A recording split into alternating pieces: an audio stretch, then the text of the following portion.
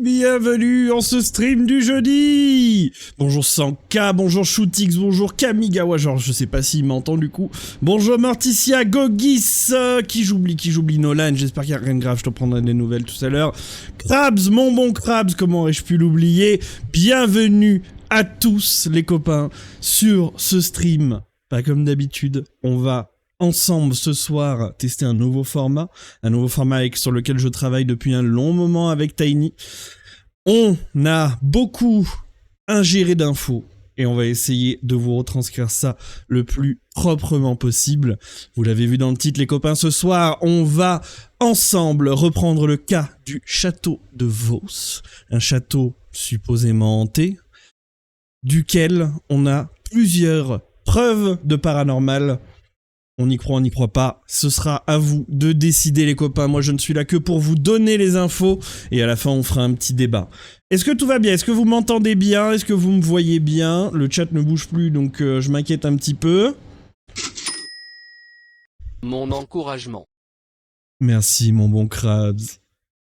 Mon encouragement, eh ben écoute il est bien reçu, merci infiniment mon bon Krabs. Sur Firefox je t'entends mais pas sur Chrome.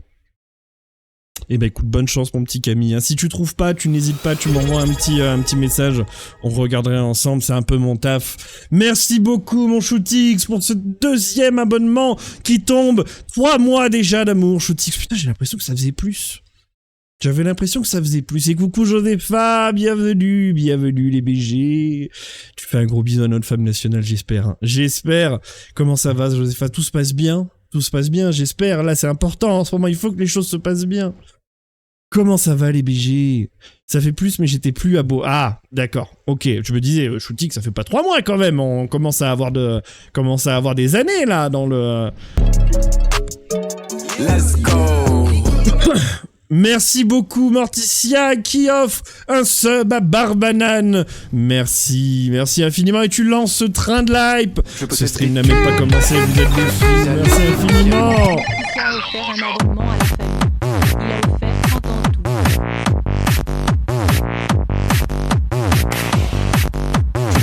Ça c'est une musique qu'on aime bien entendre. Merci beaucoup.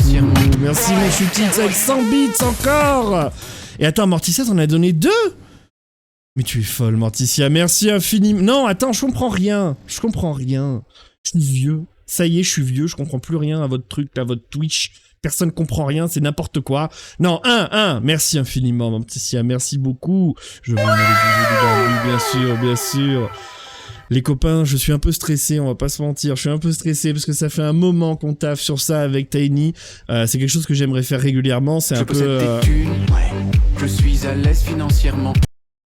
J'ai eu 2 fois la musique. Est-ce que vous l'avez eu 2 fois ou une seule fois? Vous, merci infiniment, mon Gogis. Merci beaucoup.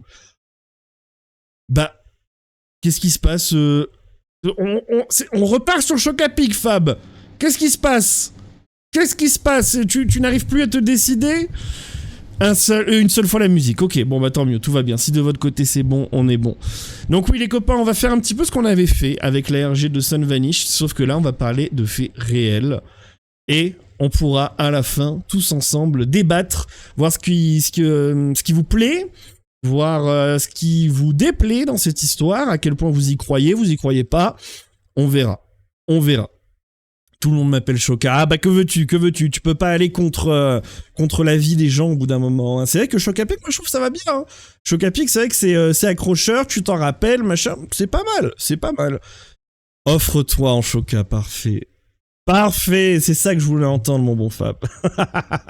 Oui, petit train de l'hype pour le courage petit, y a pas de petit train de l'hype, hein. Merci infiniment les copains, vous me régalez. Donc, ce soir, comme vous l'avez vu, j'ai enlevé tout ce qui était son, vidéo, tout ça. Alors je sais que c'est un peu pour ça que vous venez, mais cette fois, l'interaction ne sera pas par les sons, les vidéos, tout ça. L'interaction, ce sera vous qui allez parler directement dans le chat et on pourra débattre. Vous pourrez me poser des questions sur l'histoire parce que avec Tiny on a vraiment potassé.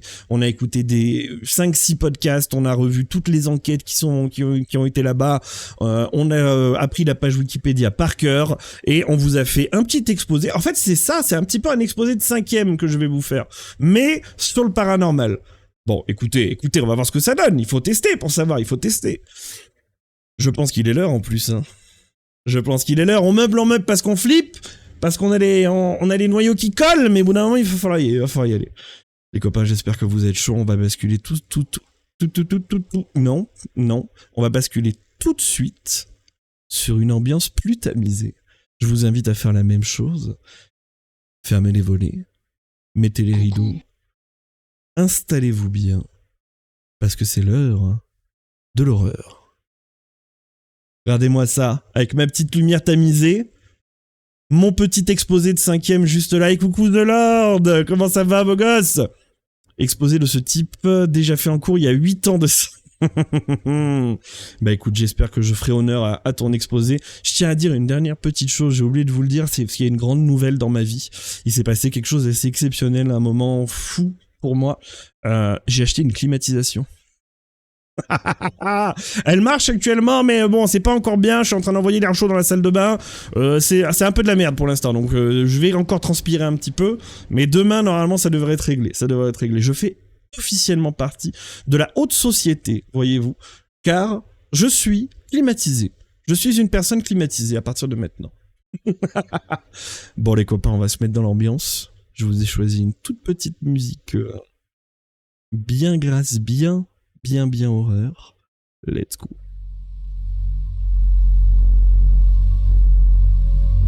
Ça va nous mettre dans l'ambiance, ça. Ça va nous mettre dans l'ambiance. Let's go, The Lord, bien joué.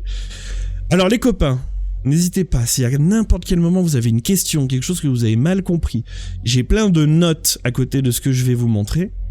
Il n'y a pas que ça. Donc si vous avez des questions, vous n'hésitez pas. On fait le brief pendant, il n'y a aucun problème. Alors, je ne ferai jamais d'émissions, je sais pas, de format sur Fougeray Choc-à-Pic, parce que pour moi Fougeray c'est la plus grosse arnaque qu'on a jamais eu en France dans le domaine. C'est d'un ridicule, c'est ridicule ce qui se passe à Fougeray aujourd'hui. Donc on n'en parlera pas, mais on n'en parlera pas dans un épisode comme ça. Si un jour on veut aller voir un petit peu, on fera ça vraiment en full impro.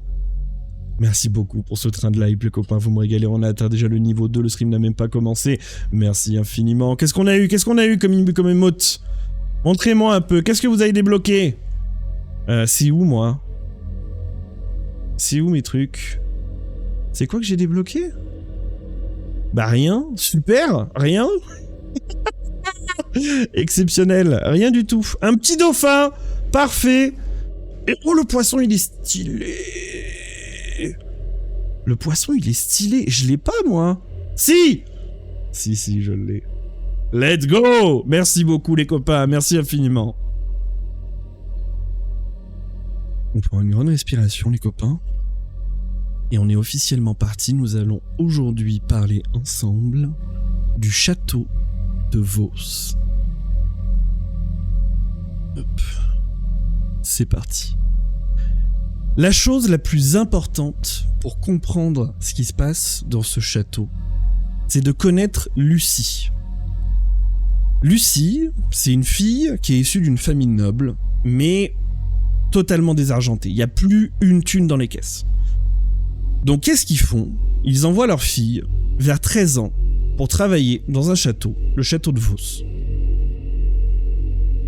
Lucie va grandir et vers ses 18 ans, le problème c'est que le baron qui occupe le château commence à trouver Lucie de plus en plus intéressante. Peut-être même un peu trop. Pour ceux qui ne le savent pas, à l'époque, il y avait quelque chose qui s'appelait le droit de cuissage. C'est pas ce qu'il y a de plus beau. Pour ceux qui n'ont pas la définition, le droit de cuissage, en gros, ça veut dire qu'un noble, dans son château, si une femme n'est pas mariée à un autre noble, il peut tout simplement la turlupiner. J'ai pas l'autre mot, la turlupiner. Et coucou Bactos. C'est donc ce qui est arrivé à la pauvre Lucie, malheureusement. On est à peu près dans les années 1300, je crois. Non, pardon. Lucie arrive au château en 1559. Le problème, c'est que un moment, le baron part en guerre. Le baron part en guerre pendant de nombreuses années. On ne sait même pas s'il est revenu. On a très peu d'infos sur cette époque. Mais qu'est-ce qui se passe du coup maintenant que le baron n'est plus là? La baronne a full autorité sur le château et sur les terres. Vous vous en doutez, une jeune fille qui vit dans le château et qui se fait turlupiner par le mari, la comtesse, elle a pas trop aimé. Elle a pas trop aimé. Donc dès que le baron est parti, qu'est-ce qu'a fait la baronne? Elle a enfermé Lucie dans la tour du château. On a très peu d'infos sur ce qui s'est passé à ce moment-là. On a des théories qui avancent que Lucie est morte de faim, d'autres qui avancent qu'elle est morte de froid, d'autres qui disent que c'est un peu un mélange des deux, mais il y a quand même une petite subtilité, c'est que si elle meurt de faim, c'est vraiment qu'elle a été oubliée. Enfin, de soif et de faim, c'est qu'elle a été oubliée et que personne n'est venu l'aider, lui rendre visite. Si elle est morte de froid, peut-être que une nuit a été spécialement dure et que malgré le fait qu'on continuait à la nourrir, elle est morte. Ça va faire beaucoup de bruit dans le village qui entoure le château. Cette jeune fille qui disparaît, les villageois le remarquent assez vite. Et la colère commence à monter chez les villageois parce que la baronne est de plus en plus tyrannique. On n'est pas sur son premier coup d'essai. C'est pas la première fois qu'elle fait quelque chose de ce genre, la baronne. Et ça va beaucoup faire parler. Et on a déjà, à l'époque, des traces de contes locaux, on va dire, qui expliquent que Lucie ne trouverait pas le repos et qu'elle continue à arpenter les murs du château en essayant peut-être de trouver la baronne pour se venger ou tout simplement pour trouver à boire et à manger. À partir du moment où la mort de Lucie est arrivée, son histoire est devenue complètement liée avec le château. Ça a fait beaucoup parler les villageois, il y a vraiment eu une sorte de tollé. Malheureusement, on n'a pas d'infos sur le fait que peut-être que les villageois se seraient rebellés et auraient tué le baron ou la baronne. On n'a pas forcément d'infos sur ce qui s'est passé avec ces gens, mais on n'a pas d'indice pour nous dire qu'il y a peut-être eu une révolte. Donc on ne sait pas. On a, sur la prochaine slide, vous voyez, un petit peu d'histoire. En 808, on a eu la construction du premier château. Il est très important de comprendre que le château qui est aujourd'hui sur le terrain de Vos, c'est pas le même qui a été construit, bien sûr, en 808. Ce serait plus debout. Donc, en 808, on a la construction du premier château. En 1559, Lucie arrive et quelques années plus tard, elle est enfermée dans la tour et meurt de faim et de froid. En 1841, il y a des grands travaux qui sont entrepris et une centaine d'années plus tard, le nouveau propriétaire, l'ancien propriétaire aujourd'hui, car ce n'est plus lui, hérite ou achète le château. On a encore une fois très peu d'infos sur ce qui s'est passé. Le baron, Ephraim Tagori, achète le château et après quelques mois, il commence à raconter au village que la nuit, presque toutes les nuits, il est visité par l'esprit de Lucie. Il dit voir des lumières, il l'entend, elle lui parle. Le baron, il est quand même assez spécial. Le baron est quelqu'un d'assez spécial. Bonjour Icario. Le baron est quelqu'un d'assez lunatique, voilà. Il est un peu bizarre. Il est très très très important dans cette histoire, car c'est le baron qui va insister. Je suis à l'aise. Merci beaucoup mon doc, t'es un amour, des gros bisous les copains. Doc a commencé à streamer, n'hésitez pas à les découvrir si vous aimez les jeux de voiture et la simulation ou les voitures tout court, foncez découvrir le doc. Qu'est-ce que je disais? Le baron, il est impossible à retirer de l'histoire des faits paranormaux de Vos. Tout tourne autour du baron. Et quand je vous dis ça, la première chose qui vous vient à l'esprit normalement, c'est « mais c'est lui qui invente tout ». Le problème avec cette théorie, c'est qu'il y a beaucoup de choses qui se sont passées, dont on a des preuves, et que le baron n'aurait pas pu faire, ou intervenir, ou truquer. Donc comme je vous le dis, ce baron commence à parler un peu partout, et ça arrive dans les oreilles d'un historien. On va le voir juste après, mais c'est là que l'histoire commence à chavirer vers le paranormal. Dans les années 80, on a un journaliste qui s'appelle Jean-Yves Casga. Ce journaliste travaille chez France Inter et il présente une émission de radio qui s'appelle Le Boulevard de l'étrange. Dans cette émission, il revient sur des faits, un peu comme on le fait aujourd'hui, sauf qu'il se rend sur place et essaye de comprendre et de voir de comprendre la source de toutes ces histoires. Au moment où le journaliste Jean-Yves Casga essaye de trouver des thèmes pour son émission, il est contacté par un historien. Donc c'est très important, Jean-Yves Casga n'a pas lui-même décidé d'étudier le château de Vos. Il a d'abord été contacté par un historien. On va passer tout de suite sur le premier audio de cet épisode. L'homme, à l'autre bout du fil, se présente comme un historien. Oula, c'est pas assez fort, bougez pas. Comment j'ai fait pour zoomer comme ça ? Il s'appelle René Crozet, et voici ce qu'il lui dit en substance. Monsieur Casga, je viens de lire une de vos interviews parues dans la presse, celle dans laquelle vous expliquiez être à la recherche d'une maison hantée. Figurez-vous, cher monsieur, que je rédige moi-même la chronique du Bourbonnais et que dans notre département, l'Allier, il y a une histoire qui pourrait sans doute vous intéresser.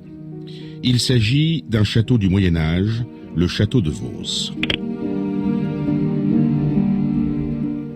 Le ton est sérieux, les propos rationnels. René Crozet maîtrise son sujet. Alors, Jean-Yves Casga écoute et note les différents détails que lui livre son interlocuteur.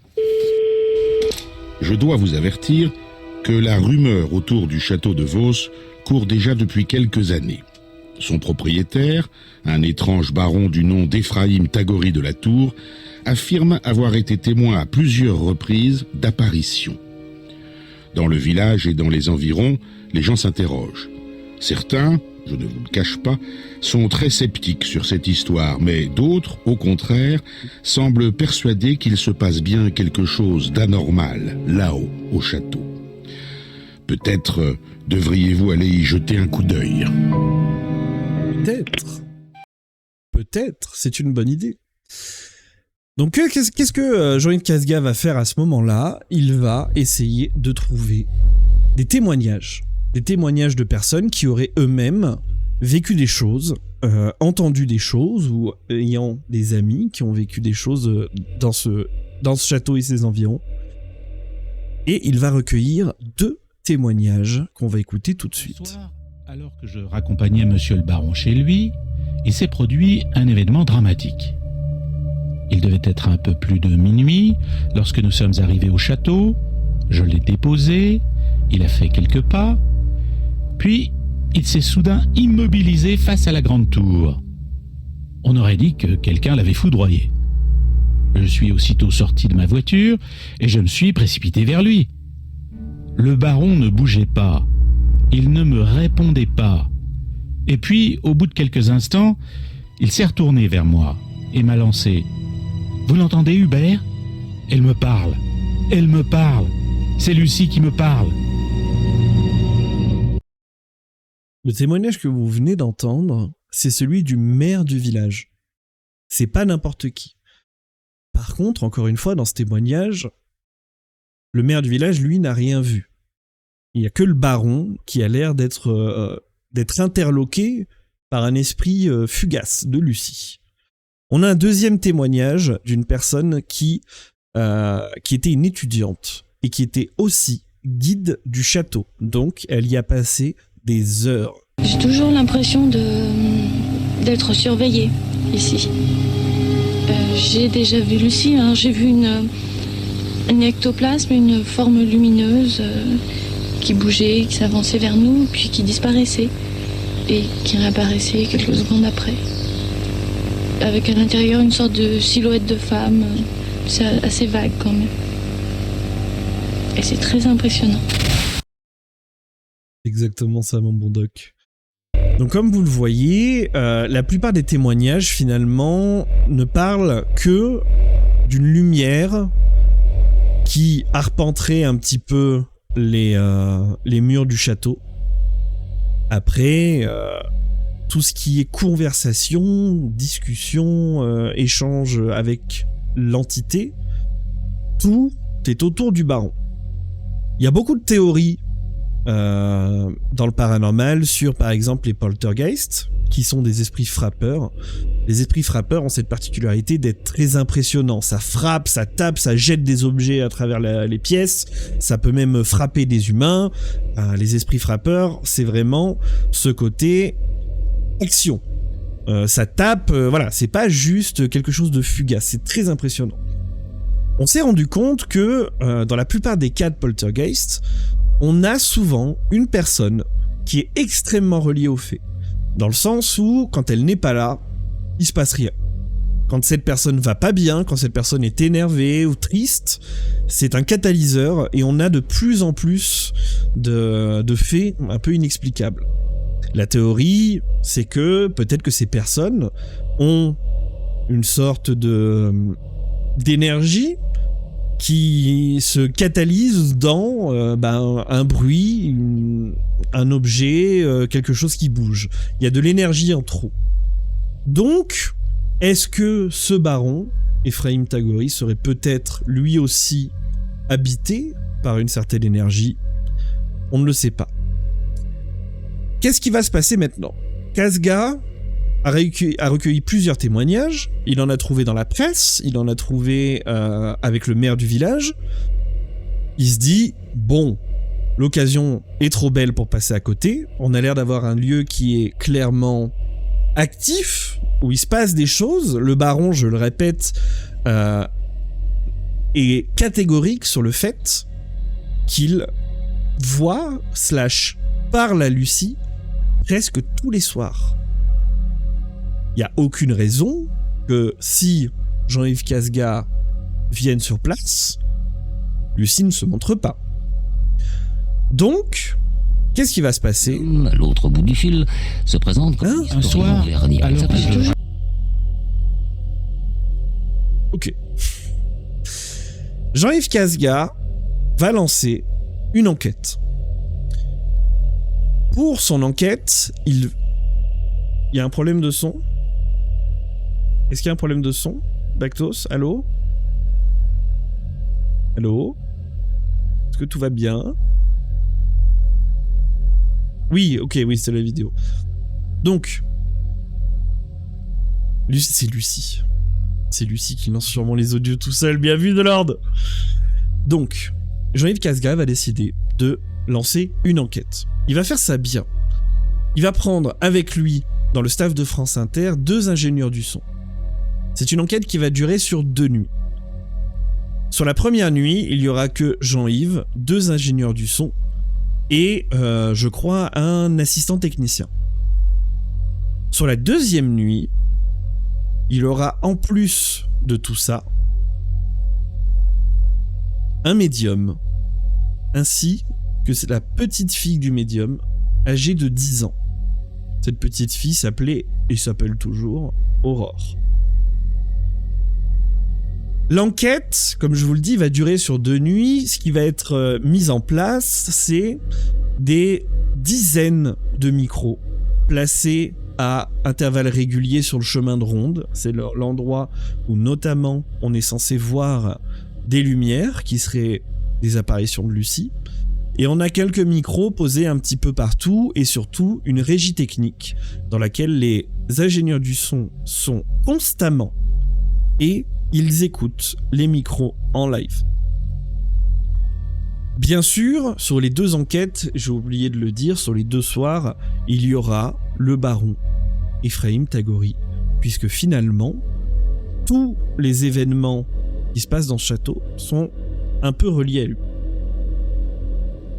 On va tout de suite commencer par l'enquête de la première nuit.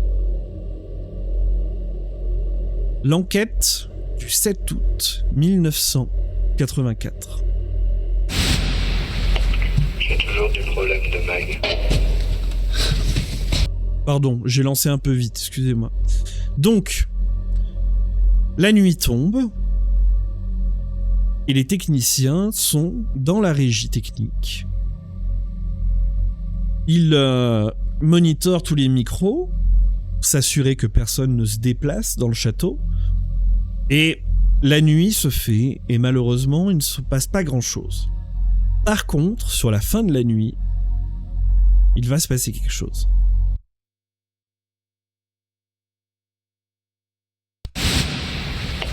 J'ai toujours du problème de mag. Oui, je sais ça. Alors là, c'est la technique qui intervient. Parce que, pour ne rien vous cacher, nous sommes reliés en permanence par talkie-walkie avec un technicien qui assure un enregistrement de loin pendant qu'on enregistre, nous, en plus, de près, sur les lieux.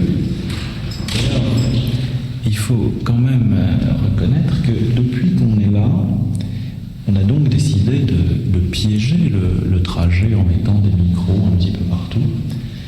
Et il s'est quand même passé quelques petits faits anodins comme ça. Et à savoir qu'on s'est absenté un quart d'heure, on est revenu affolé par un grand bruit. On avait un baffle qui avait sauté, un baffle de contrôle, et qui commençait à cracher de tous les côtés. Exact. Bon, bonne technique. Et puis, on ressort, et puis on revient, toutes les bandes emmêlées, parce que le magnétophone qui enregistrait, c'était arrêté, c'était bloqué. En fait, il s'était débranché, l'alimentation débranchée. Alors imaginez que votre lampe de chevet, comme ça, marche, puis tout d'un coup, elle se débranche. Alors quand elle est bien branchée, c'est curieux. Et puis là, maintenant, vous avez peut-être entendu crépiter le talkie-walkie. Les techniciens nous annoncent qu'il y a encore un problème technique de magnétophone. On n'a pas beaucoup d'infos sur ce qui s'est passé sur cette première nuit, parce que malheureusement, tous les faits, comme vous venez de l'entendre, se sont passés pendant que la plupart de l'équipe était à l'extérieur du château. On a donc ce baffle qui tombe par terre, un baffle de 1984, je suppose que c'est pas une enceinte Bluetooth d'aujourd'hui qui fait 500 grammes, je pense qu'on est clairement sur du gros matos, et on a un magnétophone qui s'est débranché. À savoir, est-ce que le baron était avec eux? Est-ce que le baron était tout seul dans le château? Malheureusement, ils ne l'ont pas exposé, en tout cas au moment de l'émission, et l'info n'a pas été retranscrite aujourd'hui. Il y a un autre point à noter assez important, c'est que sur cette première soirée d'enquête, il y a un des techniciens, un des deux ingénieurs du son qui va vraiment, mais vraiment se sentir mal. Il est anxieux, inquiet, on voit que vraiment il prend les choses au sérieux et que ça a l'air de l'affecter. À l'époque, ils étaient plus cartésiens que maintenant, donc c'est plausible. Oui, en plus, surtout, on parle de journalistes, on parle de gens qui ne parlent que de faits.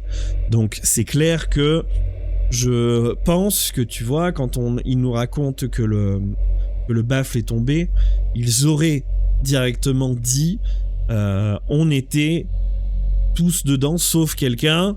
Voilà, ils l'auraient dit. Donc, cette première nuit d'enquête se termine, et malheureusement, à part les 2-3 faits techniques, pas grand-chose. Il y a une théorie, encore une fois, pour toutes les personnes qui pensent un peu, qui croient au paranormal, que les entités, les fantômes, puiseraient de l'énergie dans tout ce qui est électrique. Est-ce que ça expliquerait pourquoi tous ces problèmes se sont déroulés dans la régie technique, l'endroit où on avait la plus forte consommation d'électricité, hein, je le suppose, dans un vieux château dans les années 80. Ça m'étonnerait qu'il y ait grand chose sur le réseau. On va passer à la deuxième nuit, qui est la nuit qui a tout changé. C'est cette nuit d'enquête-là qui inscrira le château de Vos dans la culture paranormale française. La nuit du 8 août 1984. Tôt dans la soirée, le médium arrive, accompagné de sa petite fille Aurore de 10 ans. On sait pas trop pourquoi il l'a ramenée. Est-ce qu'il sent en elle une sorte de don, comme lui aurait, sûrement, si on y croit, bien sûr. Et est-ce qu'il voudrait la former? On sait pas. La petite fille va avoir beaucoup de ressentis, elle va se sentir observée, elle va pas être tranquille. On a un premier audio qui revient un petit peu là-dessus. J'ai toujours du problème de mag.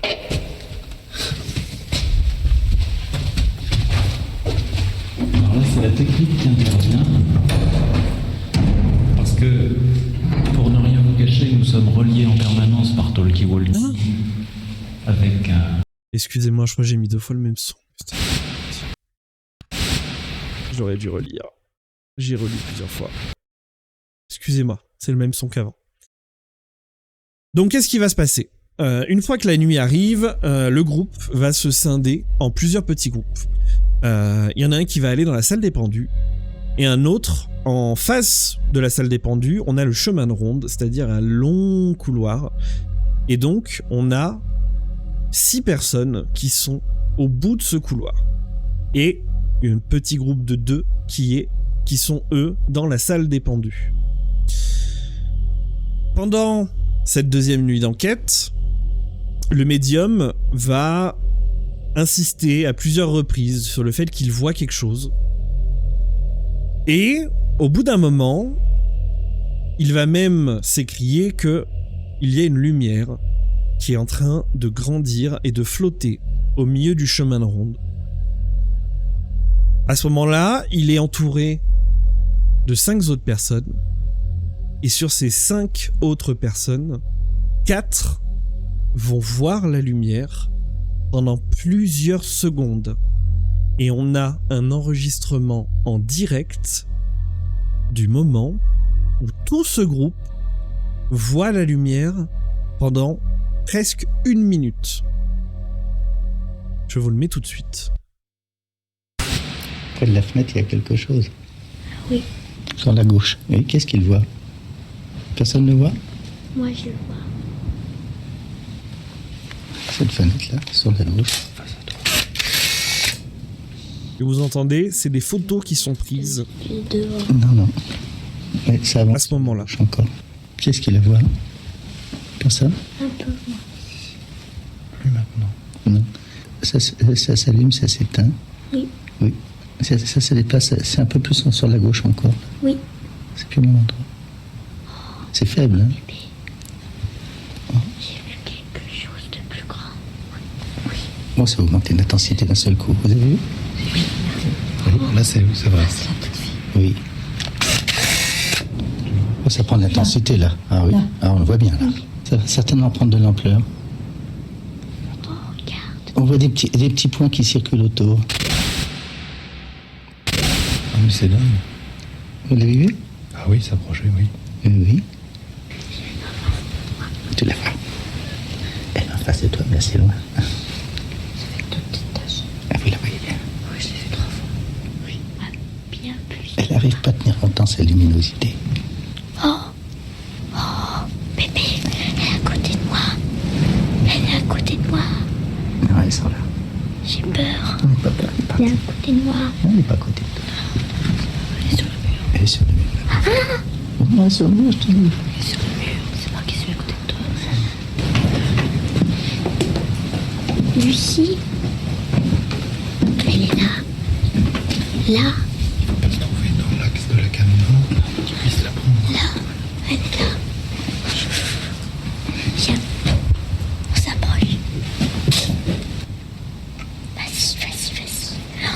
Oui, j'ai vu. Vous l'avez vu là? Ah oui. Oh merde alors. C'est pas possible. C'est pas possible. Cet audio est assez flippant. On va le réécouter une deuxième fois parce qu'il est extrêmement important. C'est une des pièces les plus importantes de cette enquête. On va débriefer un petit peu. Au début, il y a que le médium qui indique voir quelque chose. La petite fille le suit, a l'air de voir elle aussi quelque chose. Après, dans l'esprit d'un enfant, c'est tellement facile de leur faire imaginer quelque chose. Le pouvoir de l'imagination chez les enfants est bien plus fort. Donc, ça encore, pourquoi pas. Le problème, c'est que vous entendez deux autres voix. D'abord, une femme. Cette femme fait partie de l'équipe de France Inter. Et l'homme que vous entendez, malheureusement, j'ai eu beaucoup de mal à m'en assurer, mais l'homme que vous entendez aussi voir la forme, c'est Jean-Yves Casga. On n'est pas sur n'importe qui. Le gars est journaliste depuis des dizaines d'années à France Inter. Il a très peu de raisons d'essayer de faire marcher sa petite émission Le Boulevard de l'étrange au point de ruiner sa réputation. On est en 84. C'est pas aussi accepté qu'aujourd'hui d'avoir certaines croyances. Il y a 2-3 choses importantes à noter que vous ne voyez pas sur le slide, mais tout le matériel qui a été utilisé sur la première enquête est resté sur place pour la deuxième. Et coucou Meister. Et oui, Zoller, tu disais tout à l'heure, c'est une dame blanche. Oui, c'est la dame blanche du château de Vos. Oui, je dis que moi j'ai du mal à comprendre pourquoi ils ont amené cette petite fille. J'ai un peu du mal à comprendre. Donc, le matériel est resté sur place. Au moment où l'apparition a eu lieu, certains témoins ensuite disent que la lumière, à limite, ils ont eu l'impression qu'elle prenait presque une forme humaine. Et la lumière, surtout, s'est déplacée. La lumière était... Donc je vous le rappelle, on a la salle des pendus, un long couloir, et au bout de ce couloir, on a notre équipe. La lumière a commencé de ce côté, et s'est dirigée de plus en plus vers la salle des pendus. Dans cette salle des pendus, il y avait des caméras, en plus du système son et de captage audio. Malheureusement, la lumière s'est éteinte avant d'arriver dans la salle des pendus. Par contre, je vous l'ai fait noter tout à l'heure, n'oubliez pas, il y a plusieurs photos qui ont été prises à ce moment-là. Maintenant qu'on a un peu débriefé, je vais vous laisser réécouter le deuxième audio, l'audio de l'enquête, vous faire votre avis, si pour vous, les voix qu'on entend, les participants à cette enquête sont en train de jouer la comédie ou d'être vraiment convaincus par quelqu'un d'autre qu'il se passe quelque chose alors qu'il ne se passe rien, ou sinon, la dernière hypothèse, qu'ils ont tous vraiment vu une forme blanche grandir, se déplacer et disparaître. Je vous le remets une deuxième fois. Près de la fenêtre, il y a quelque chose. Oui. Sur la gauche. Oui, qu'est-ce qu'il voit? Personne ne voit? Moi, je le vois. Cette fenêtre-là, sur la gauche. Non, c'est une lumière de dehors. Non. Ouais, ça avance sur la gauche encore. Qu'est-ce qu'il voit? Personne? Un peu, moi. Plus maintenant. Non. Ça s'allume, ça s'éteint. Oui. Oui. Ça se déplace, c'est un peu plus sur la gauche encore. Oui. C'est plus le même endroit. C'est faible, hein? J'ai vu quelque chose de plus grand. Oui. Bon, ça a augmenté l'intensité d'un seul coup. Vous avez vu? Oui. Là, c'est vrai. C'est la petite fille. Oui. Oh, ça prend de l'intensité, là. Ah oui. Ah, on le voit bien, là. Ça va certainement prendre de l'ampleur. Oh, regarde. On voit des petits points qui circulent autour. Ah, mais c'est dingue. Vous l'avez vu? Ah oui, s'approcher, oui. Oui. Tu la vois? Elle est en face de toi, mais assez loin. C'est avec deux petites taches. Ah, vous la voyez bien? Oui, je l'ai vu. J'arrive pas à tenir longtemps ces luminosités. Oh, bébé, elle est à côté de moi. Elle est à côté de moi. Non, elles sont là. J'ai peur. On n'est pas peur. Elle est à côté de moi. On n'est pas à côté de toi. Elle est sur le mur. Elle est sur le mur. Non, elle est sur le mur, je te dis. Elle est sur le mur. C'est moi qui suis à côté de toi. Lucie, elle est là. Là. Il faut pas se trouver dans l'axe de la caméra pour que tu puisses la prendre. Là. Elle est là. Viens. On s'approche. Vas-y. Oh oui. J'ai vu. Vous l'avez vu là? Ah oui. Oh merde alors. C'est pas possible. J'ai du mal à entendre cet audio et à ne pas penser que ces personnes ont vraiment vécu quelque chose. T'as tout à fait raison, Shootix, malheureusement. Encore une fois, il n'y a que les personnes qui l'ont vécu qui peuvent se donner un vrai avis construit sur ce qu'ils ont vu. Alors oui, Chocapic, tu l'entends très bien, ouais, il dit à un moment, elle va dans l'axe de la caméra. Et malheureusement, comme je te le dis, la forme s'approchait de la salle des pendus, la salle où il y avait des caméras, et malheureusement, elle s'est éteinte avant. C'est très dommage. Très dommage. Mais c'est pas tout. C'est pas tout. Il y a encore 2 preuves qui sont... Pour l'une, dure à expliquer, et pour la deuxième... J'ai un peu du mal à me placer. Et coucou à Aline, on parle du château de Vos. Je fais un petit exposé sur ce qui s'est passé dans ce lieu lugubre. Juste après cet audio, et je n'ai pas trouvé malheureusement de l'audio original, coucou. Il y a un des techniciens qui arrive en courant dans la pièce, qui est paniqué. Pour lui, un drame vient d'arriver. Le technicien, comme je vous l'ai dit, dans la régie technique, écoute constamment ce qu'il se passe sur les micros qui sont placés dans le chemin de ronde. Et au même moment, et je dis bien au même moment, où le groupe voit l'apparition, voici ce qu'entend le technicien en direct de l'un des micros.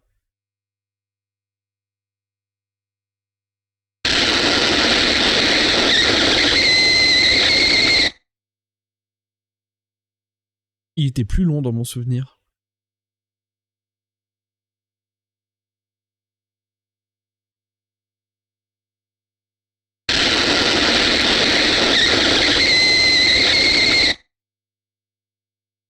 Je crois qu'il y a un bug avec la lecture de YouTube. Le son devrait commencer plus tôt. Et si j'essaie de l'ouvrir comme ça.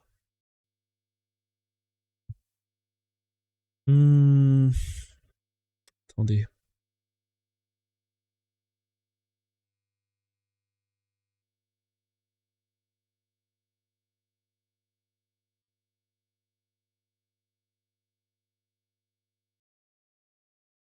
Ah, je vais pas le retrouver.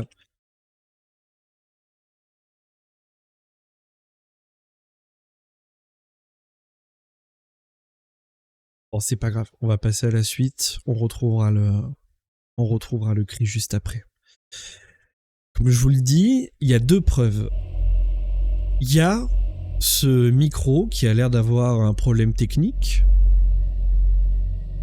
Ce qui va être très compliqué à expliquer par contre, c'est que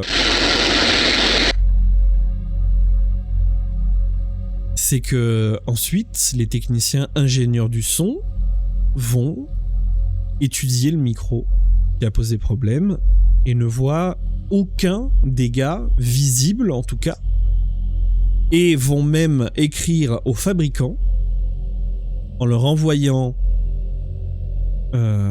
le son, et le fabricant et les ingénieurs n'ont aucune explication sur ce qui a pu provoquer ce son.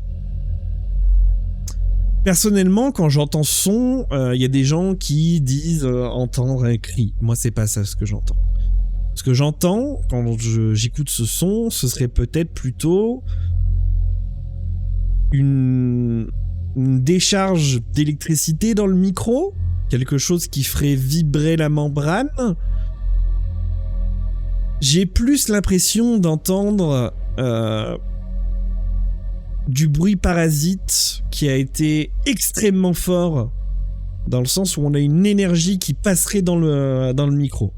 Je vais vous le refaire écouter.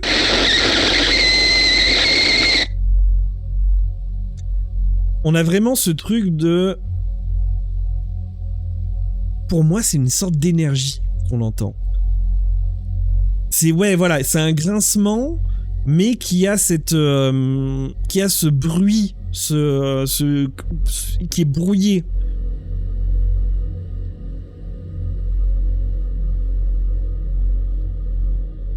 On peut réécouter.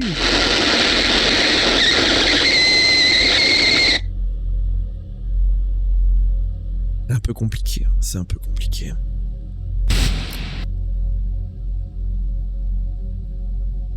Je vous l'ai dit, il y a une autre preuve. Il y a une autre preuve qui, celle-là, j'ai un peu du mal à me placer. Cette photo que vous voyez, c'est censé être ce que l'équipe a vu dans le chemin de ronde. C'est cette photo qui a vraiment fait exploser à l'époque le cas du château de Vos et l'a mis clairement dans l'esprit de tout le monde. Cette photo qui a été exposée sur plusieurs plateaux télé, qui a été expertisée à maintes reprises, d'une forme rose, bleu, blanchâtre, et la plupart des membres de l'équipe qui étaient là au moment de l'apparition disent reconnaître vaguement ce qu'ils ont vu. Comme je vous le dis, la photo a été expertisée à maintes reprises. Qu'est-ce que j'entends par là ? J'entends que les experts sont sûrs à 100% que la pellicule n'a pas été manipulée, qu'il n'y a pas de trucage. Mais qu'est-ce que ça veut dire ?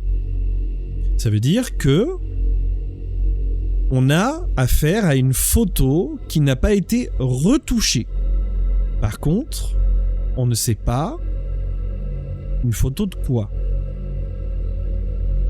Et la chose la plus importante qui est à comprendre sur cette photo et qui est à savoir, c'est que malheureusement, la photo que vous voyez a été développée par le médium plusieurs jours après l'enquête, sans aucune forme de sécurité.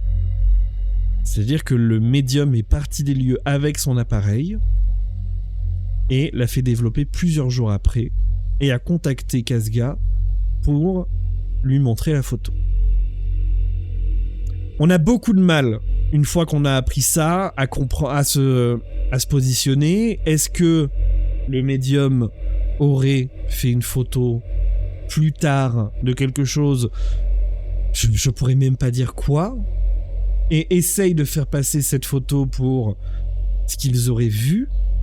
Le problème là-dedans, c'est qu'encore une fois, la plupart des gens qui étaient là au moment de l'enquête affirment que c'est ressemblant. Et je dis pas que c'est exactement, je dis que c'est ressemblant à ce qu'ils ont vu.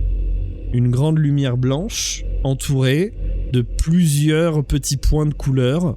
Là, on voit du bleu. Malheureusement, on ne saura jamais la vérité sur ce qui s'est passé au château de Vos ce soir d'août 84. Parce que depuis, le baron est décédé.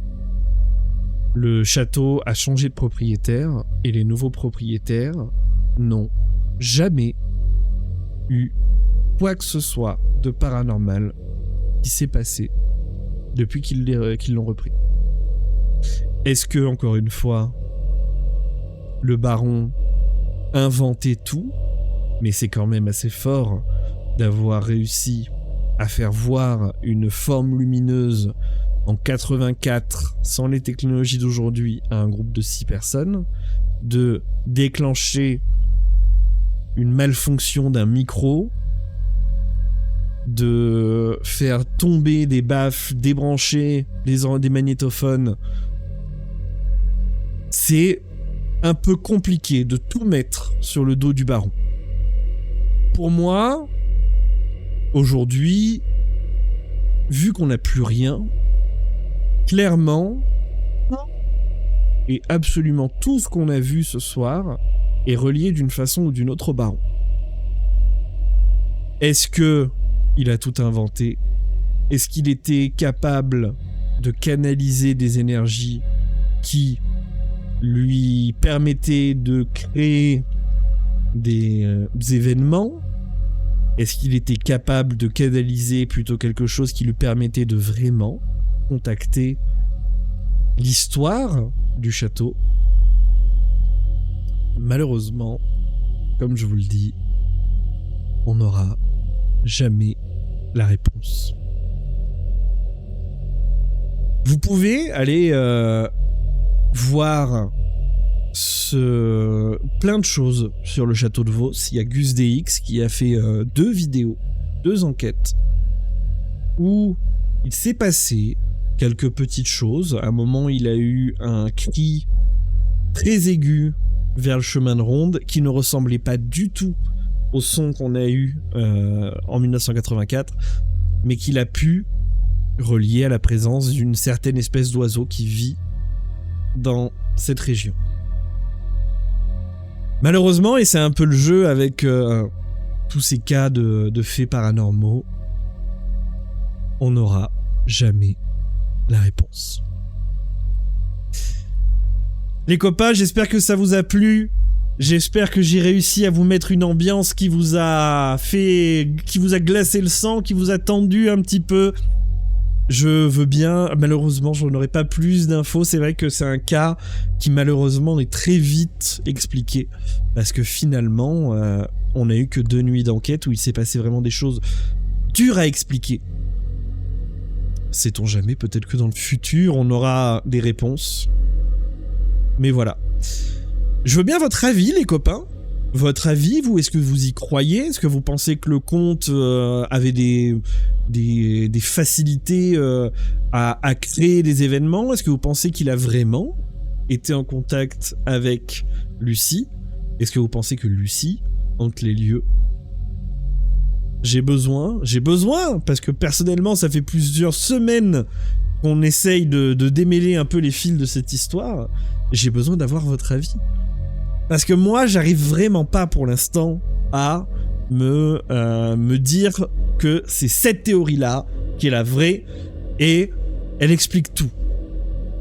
Il y a toujours quelque chose. Sur chaque théorie, il y a toujours un truc où ah bah ouais, mais ça c'est difficile à expliquer avec celle-là, ça s'expliquerait avec l'autre théorie, mais du coup cet autre truc s'explique pas. C'est très compliqué. Pour moi, aujourd'hui, la photo, j'y crois pas.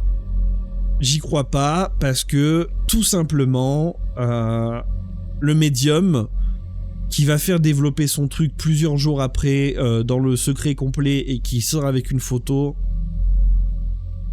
j'ai du mal à y croire.